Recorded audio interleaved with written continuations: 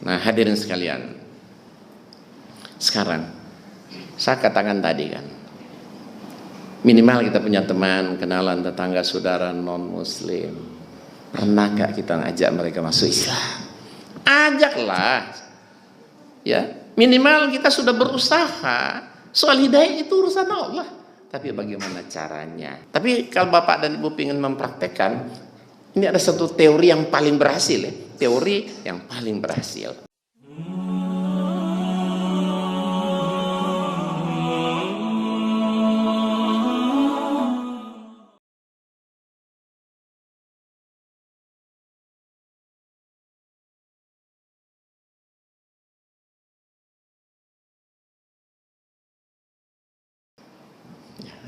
Penduduk di muka bumi ini ada 7 miliar, lebih 7M. Yang beragama Islam itu 1,6 atau sampai 1,7 paling banyak. Berarti non-muslim ada berapa? 5,3, 5,4 M kan? Banyak sekali. Di mana berdasarkan ayat Quran tadi, mereka semua mati dijamin pasti masuk neraka. Ya bukan kata saya, kata Quran, ya dah. Sementara yang 1,6, 1,7 yang muslim belum tentu semua masuk surga loh. Iya kan? Apalagi yang non-muslim. Coba. Berarti apa? Dakwah kita kepada non-muslim masih terbuka lebar. Karena jauh lebih banyak, 5, sekian miliar. Minimal kan kita punya tetangga, kenalan, bahkan ada saudara. Kadang-kadang kakak, adik, oma, opa, kakek, nenek non-muslim. Tapi minimal sekali kenalan, teman. Pertanyaannya, pernah nggak kita mengajak mereka masuk Islam? Kita tahu mereka mati dijamin masuk neraka kok. Pernah nggak kita mengajak mereka masuk Islam? Ya kan? Oh, nggak pernah. Kenapa nggak pernah? Ya nggak punya ilmu tentang itu barangkali kan? Nggak punya kemampuan. Maka ilmu ini yang saya ajarkan keliling-keliling Indonesia, bahkan ke luar negeri, itu saya mengajarkan cara cepat melunturkan iman Kristen. Itu. Bagaimana cara cepat melunturkan iman Kristen? Itu saya keliling dari saya. Saya ini baru pulang, makanya aduh capek banget, pegal leher saya. Kemarin di Gontor Ponorogo, saya 10 tahun ngajar di Gontor, khusus ngajar Kristologi perbandingan Islam Kristen. Di Gontor Ponorogo pindah ke Mantingan, Gontor Putri, dari sana ke Tazaka, Pekalongan, pulang langsung ke Balikpapan, keliling mana-mana, baru pulang. Ya karena harus pulang karena ada jadwal di sini. Gitu. Bagaimana supaya banyak dai-dai kita, ya ustadz-ustadz kita, aktivis dakwah kita, paham ilmu ini bisa mendakwakan Islam ini kepada non-muslim. Dengan ilmu ini minimal membentengi diri dari bahaya pemurtadan. Tapi ada yang mengatakan, ya untuk apa? Kan lakum dinukum waliyadin. Lah itu juga dibikin alasan. Memang betul lakum dinukum tidak salah. Betul. Tapi kan pertanyaannya, lakum dinukum kan ayatnya paling ujung. Betul kan? Paling akhir. Diawali dulu kata apa? Kul artinya apa? Katakan. Kalimat apa? Perintah. Katakan, sampaikan, dakwakan, usaha, berbuat dulu, berikhtiar dulu, ajak dulu. Nah, gitu. Kalau sudah kita berusaha mereka nggak mau, ya sudah lakum dinukum waliyadin. Artinya sebaik-baik ada ikhtiar dong, ada usaha. Kalau semua prinsip lakum dinukum, belum perang sudah menyerah, belum berbuat sudah keok. Lakukan dulu, dakwakan dulu. Setelah kita lakukan, dakwakan aja, kita serahkan diri kepada Allah. Hidayah kan urusan Allah, kan kita. Kita nggak punya hidayah, nggak punya bukan agen hidayah. Tapi alhamdulillah, saya mendakwakan itu. Walaupun tidak semua yang saya dakwakan masuk Islam, tapi banyak. Saya nggak hafal berapa ratus atau sudah sekian ribu, saya nggak tahu. Saking banyaknya saya mengislamkan orang-orang Kristen. Sehingga ya alhamdulillah bukan ria, saya mendapat award tuh 6 kali. 6 kali dapat satu award tuh susah. Saya 6 kali dapat award itu. Nah, dengan karya saya bisa menulis buku banyak, bisa mengislamkan orang-orang Kristen begitu banyak dengan ilmu ini. Tapi Tapi yang terjadi dewasa ini lebih getol mereka berdakwah mengajak orang Islam masuk Kristen. Makanya pemurtadan atau kristenisasi di Indonesia itu sangat marak sekali. Tahu nggak Bapak Ibu, pemurtadan di dunia ini ya, paling berhasil di Indonesia loh. Yang mayoritas Muslim, setiap tahun itu lebih 1 juta orang Islam masuk Kristen.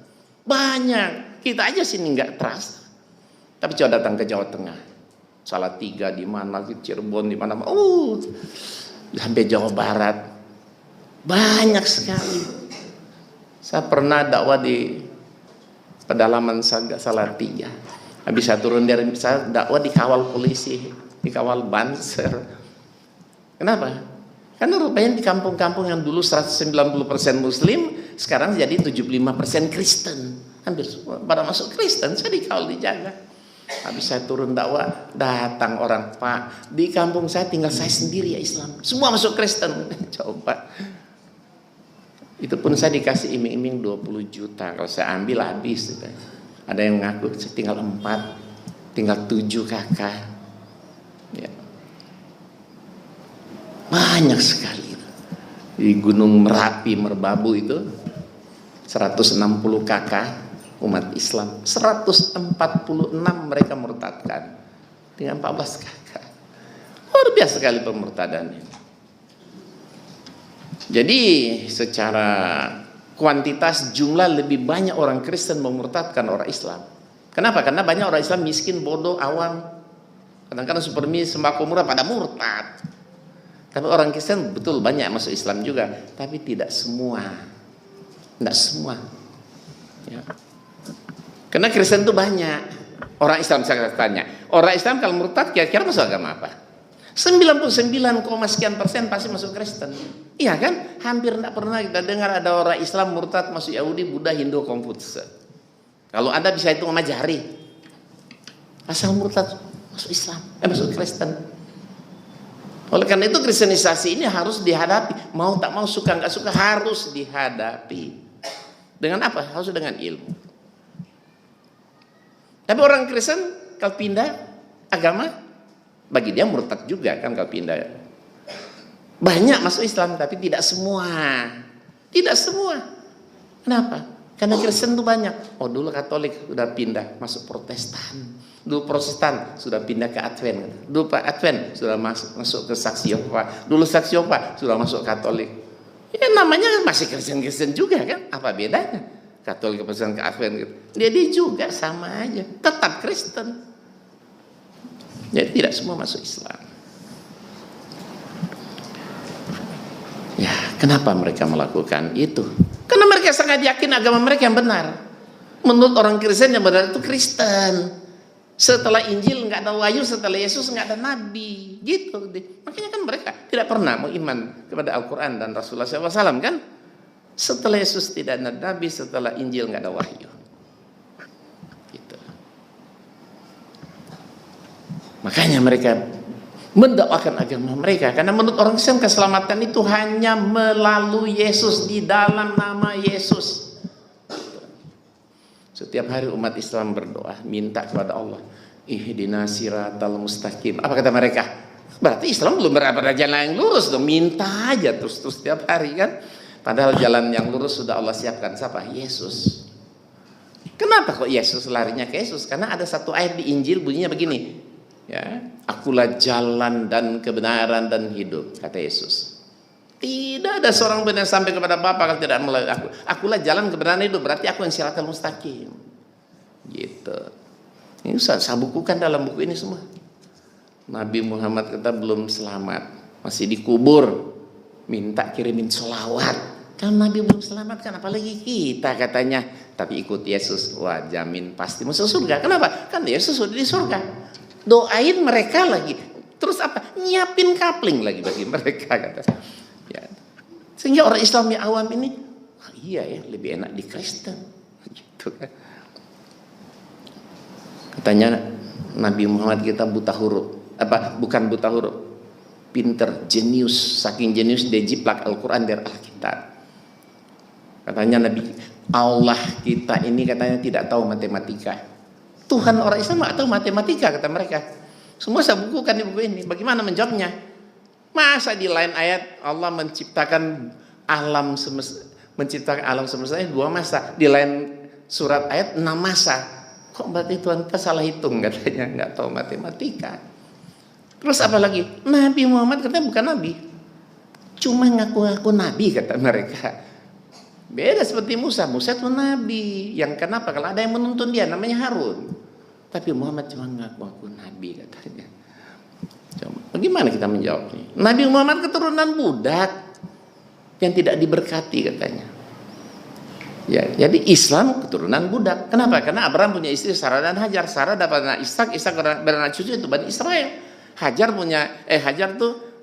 Sarah budaknya kan namanya Hajar. Hajar dapat anak Ismail, beranak cucu Arab. Berarti Islam keturunan budak. Islam sumber ajaran teroris dan banyak sekali. Macam-macam hujatan ini banyak, ada semua saya bukan sini bagaimana cara menjawab dan cara meluruskan. Bahkan ada satu ayat kamu lihat surah 19 surat Maryam ayat 71. Sia-sia kita beragama Islam ini semua loh. Mati dijamin semua pasti masuk neraka. Mati dijamin masuk neraka. Ada ayatnya. Nah, tapi bagaimana kita menjawabnya, meluruskannya? Mereka menggunakan ayat-ayat Quran. Apakah iya kita semua mati pasti masuk neraka semua orang Islam? Betul ada ayatnya begitu, tapi ada ayat selanjutnya. Kemudian kami selamatkan orang-orang bertakwa. Nah, ini kan betul masuk neraka, tapi yang tidak bertakwa, yang bertakwa diselamatkan. Tapi apa kata mereka? Ya, tapi kan masuk neraka dulu. Memang enak masuk neraka, dibakar dulu sampai gosong kata baru selamatin. Tapi kalau ikut Yesus langsung masuk surga kata gitu kan. Bagaimana kita menjawabnya itu? Insya Allah semua ada di buku ini. Nah, oke. Jadi mereka mendakwakan semua itu karena mereka sangat yakin agama mereka yang benar dan menyelamatkan. Kitab suci mereka itu 100% firman Tuhan. Kalau Quran buatan Muhammad. Padahal menurut Al-Quran ya, Nabi Isa alaihissalam atau Yesus itu, beliau itu hanyalah seorang nabi atau rasul yang Allah utus hanya untuk menyelamatkan kaumnya Bani Israel. Tidak untuk semua manusia, tidak untuk seluruh alam semesta. Ya.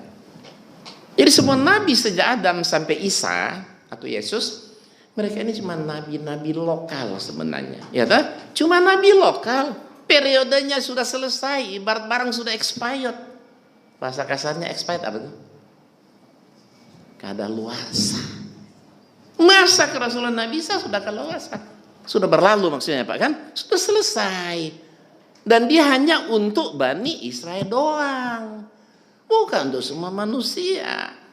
Nah, karena semua nabi sejak Adam sampai Isa mereka cuma nabi lokal, diutus hanya untuk menyelamatkan kaumnya, maka Allah utus Rasulullah SAW bukan untuk lokal, bukan untuk orang Arab, bukan untuk orang Islam, tapi untuk seluruh alam semesta, seluruh umat manusia, menggantikan apa yang pernah diutus dan diturunkan sebelumnya menjadi satu agama yang rahmatan lil alamin.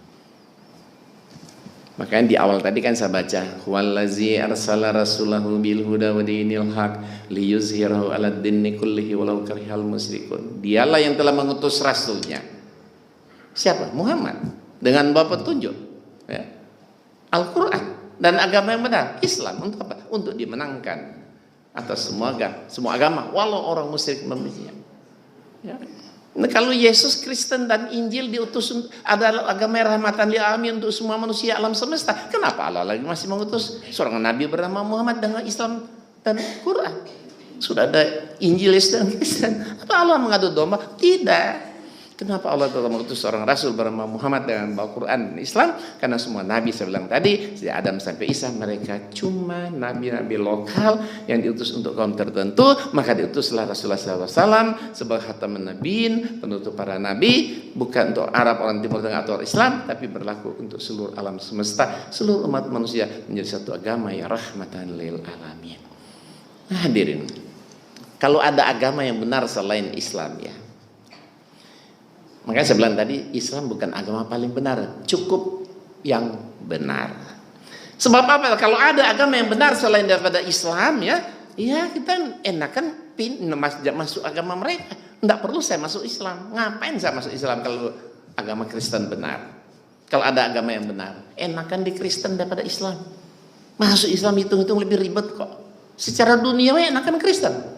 Masuk Islam lebih ribet. Sehari sholat 5 kali. Seminggu 5 kali 7 kan? 35 kali toh. Itu baru sholat wajib, belum sholat sunat. 35 kali. Di Kristen seminggu berapa kali? Sekali doang. 5 hari Minggu doang kan? Coba kalau sama-sama selamat ngapain kerjaan 35 kan? Ada satu. Ibadah seminggu hanya sekali. Kedua apa? Asal percaya kepada Yesus sebagai Tuhan dan Juru Selamat, dijamin pasti masuk surga. Kalau Islam apa-apa kata insya Allah ya, belum pasti. Tapi di Kristen dijamin pasti masuk surga. Ibadah seminggu sekali, jamin pasti masuk surga. Apalagi mau dicari, masih ada satu, dosa ditebus. Iya tuh, waduh, iming-iming sangat menggiurkan. Makanya berbahaya bagi anak muda dan orang Islam awam kan. Awam dan anak muda senang banget, dia bisa berlakukan apa saja kok. Toh nanti ujungnya masuk surga, ditebus lagi dosanya. Iya tuh. Nah, makanya kan nggak logik, nggak rasional. Saya hijrah, Bapak Ibu tidak mau mengikutinya. Nah, hadirin sekalian, sekarang saya katakan tadi kan, minimal kita punya teman, kenalan, tetangga, saudara non-muslim. Pernah gak kita ngajak mereka masuk Islam? Ajaklah. Ya, minimal kita sudah berusaha. Soal hidayah itu urusan Allah. Tapi bagaimana caranya? Mestinya kan caranya ya harus ikut training saya dulu 2-3 hari. Saya memberi training gak lebih 3 hari, cuma 2 hari sampai 3. Insya Allah kita sanggup mengalahkan pendeta, misionaris, penginjil, evangelis, kapanpun, siapapun, dan dimanapun. Apalagi cuma orang Kristen awam. Mudah sekali kita tekuk. Ya. Nah, tapi kalau Bapak dan Ibu ingin mempraktekkan, ini ada satu teori yang paling berhasil. Ya. Teori yang paling berhasil. Nah, ada teman saya, tadi dia bilang kan lakum dinukum. Saya jelaskan. Akhirnya saya bilang kan lakum dinukum ayatnya di ujung. Kan di awal dengan kul, kalimat perintah. Katakan dulu, Anda sudah berbuat dulu. Belum kan? Akhirnya dia paham. Kan diperintahkan suruh katakan dulu kan? Akhirnya dia paham, dia beli buku-buku saya. Dicari teman-teman yang Kristen-Kristen. Pertama dia cari teman sekantor. Nanti saya harap Bapak Ibu dengar baik-baik, praktekan ya. Dia cari teman sekantor, ibarat ini bukunya ya. Saya punya buku bagus loh. Tapi bagus bagi saya belum tentu bagus buat Anda. Masalahnya di sini ada ayat Quran, ada ayat Injil ya. Aku enggak semua ayat Quran ini saya baca, saya cek Al-Quran benar. Tapi ini ada ayat Injil ya, aku enggak ngerti. Kamu kan Kristen. Nah, gitu kan? Ya, boleh enggak saya minta tolong? Lah si Kristen kan nanya dong. Kan kita minta tolong toh? Minta tolong apa? Tolong kamu bawa buku ini, kamu baca. Setiap ketemu ayat-ayat Injil, tolong dicek ke Injil. Benar atau enggak? Kalau enggak benar, saya akan maki-maki Pak Insan Mokoginta yang menulis buku ini. Itu sebenarnya cuma basa-basi. Ya toh? Cuma basa-basi. Nah, karena si Kristen ini merasa dihargai, dihormati, diberi amanah untuk mengecek. Ya dengan senang hati diambil. Karena bakal mau ditanya, dia baca, dia teliti. Setiap itu ada ayat Injil, dia cek ke Injil, dia cek ke Injil. Berapa hari kemudian ketemu, gimana? Sudah dicek. Apa jawaban temannya?